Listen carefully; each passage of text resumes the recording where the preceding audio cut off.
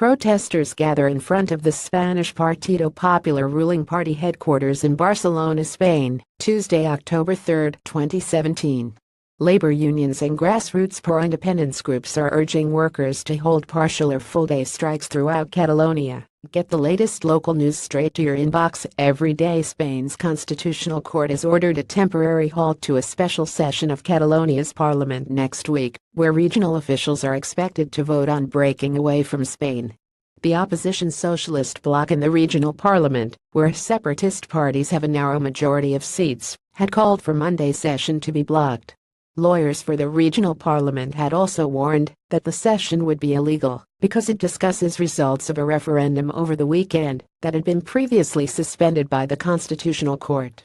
Sunday's independence referendum has sparked a major political crisis in Spain. The political uncertainty over the future of Catalonia's secession bid has hit the economy, with stock markets falling and big Catalan firms relocating or considering a move elsewhere in Spain. Executives at Banco Sabadell, one of Catalonia's largest banks, are set to decide whether to move the company's official registration from Barcelona in order to remain under European regulations, even if regional separatist authorities succeed in declaring independence as early as next week. The news pushed the bank's shares up 4%, following heavy losses of almost 10% this week. On Wednesday, Spanish stocks suffered the biggest drop since the Brexit referendum in the UK last year. In a sign that investors are taking the financial risks of independence seriously, one company, biotech firm Origin Genomics, saw its shares jump 23% since announcing on Wednesday that it would move its headquarters out of Catalonia. Around 40% of Catalonia's electorate of 5.5 million voted over the weekend in a divisive referendum marred by violence, when police moved in to close polling stations and confiscate ballot boxes.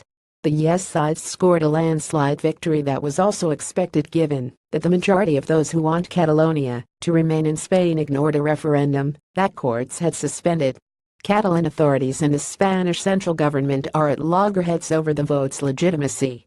Spain's 1978 constitution bars any attempt at secession and rules all Spanish nationals must have a say in the country's sovereignty. Catalonia's regional parliament meets on Monday to evaluate the results of the referendum, and pro-independence politicians say the declaration will be made then. As the clock ticks toward the deadline, the clamor for dialogue and mediation in the political crisis is gathering momentum in Spain, although Prime Minister Mariano Rajoy's government is sticking to its stance of not talking to those wanting to break up the country.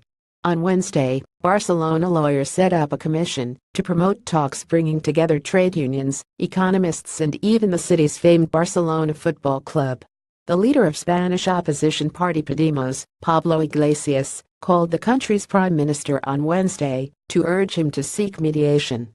But Mr. Rajoy insisted regional president Carles Puigdemont must first drop the threat of declaring independence.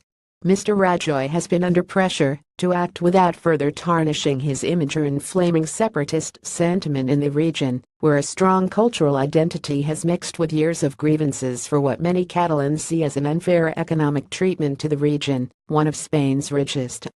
On Thursday, some of the additional police officers deployed in the region were seen checking out of a hotel in the coastal town of Pineda de Mar amid two sets of protesters, one side shouting at them to leave and another showing them support.